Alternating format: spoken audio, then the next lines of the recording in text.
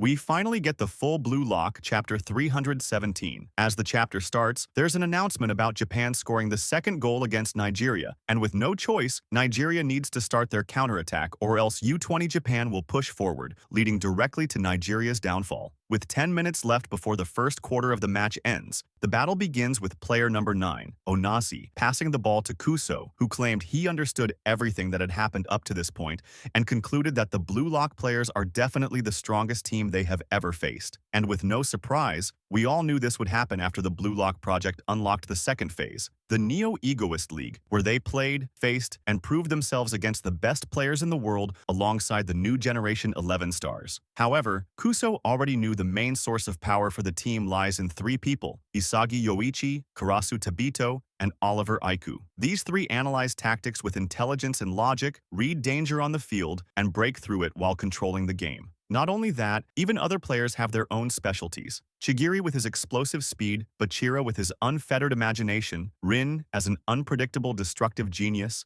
Hiori with his cool-headed left-footed passes, and Ryo the imitative artisan. Nico and Ryu form the backline, contrasting defenders who complement each other perfectly. Karasu tries to block Kuso and take the ball, but Kuso dominates him with his hand while passing straight to Onazi, claiming the main player on the field, the one everything circulates around, is without a doubt Isagi Yoichi, with his brain and adaptability, meaning they need to take him down as the leader of the team, or else Nigeria will have no chance of winning. This dude actually loses hope of winning for real. As the ball lands on Onazi, who was in front of Bachira and Chigiri, he launches a midair pass to Bello, who was prepared to pass immediately. While Hiori tries to block him from behind, Kuso praises Onazi as he starts remembering their past, when Onazi dribbled them and scored a goal while crying. Bello asked him if he had ever played soccer before, and the answer was no. It was his first time. Kuso called him a genius, while others praised him, saying that with Onazi on their side, maybe they could become pros, and that's when Bello and the others started dreaming big of winning the World Cup. Obuabona wanted to become filthy rich, and to achieve that, he needed to beat the pro players, whom he called monsters. Kuso supported him, yet Onazi corrected their theories, saying becoming a pro was insane. Still, everyone believed that with Onazi around, they could think on a whole different level, that it was okay to dream big, because he was a genius, a chosen one, and their light of hope toward their dreams. That's when we see Onazi say for the first time, "I'm here." Time passes, and the news is full of Onazi as one of the new generation stars, covering the front page, and we see one of their victories as U20 Africa Cup champions, which is a real reflection of the U20 Japan match. That was their signal to make the decision. With Onazi's extraordinary talent and mindset, their path toward victory is clear. We see some insane blocks from Onazi and just how much they rely on him in the match. Back in the present, Bella got the ball and passes it between Ryu and Karasu. He passes it immediately toward the goal area.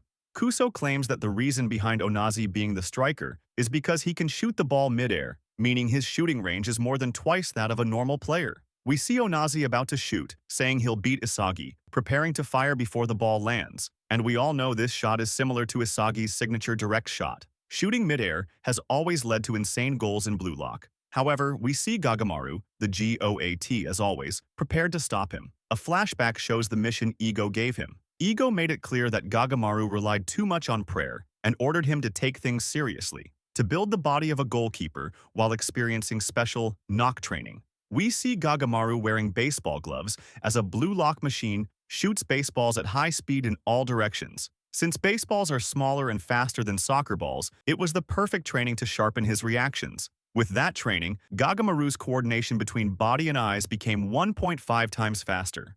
Ego's message was simple. Let his body remember this coordination again and again. Back in the present, Kuso yells to motivate Onazi, claiming he is their light of hope, that this goal will bring them back and give them a chance to counterattack and win against Blue Lock. Onazi, above Isagi and Haiku, shoots the ball straight to the right corner, the perfect shot. The ball passes the last defensive line, heading straight for goal. But Gagamaru reads it and claims his body is now moving on its own, since Onazi's shot is slower than the baseball's. Yeah, Onazi is cooked. Gagamaru says it's already over. He pretends he might not reach it but easily saves the ball, calling himself Japan's guardian god.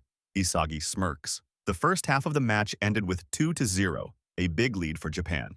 Kuso looks in disbelief, while Gagamaru creates his own callback to Onazi's speech, saying with confidence, "Leave it to me." This chapter is absolute cinema, no doubt about it. Even though we wanted Onazi to score, the author gave no mercy. Yet somehow, with all this action, Rin didn't play any role. He didn't even appear, which makes things suspicious. Let me know your theories about his next role.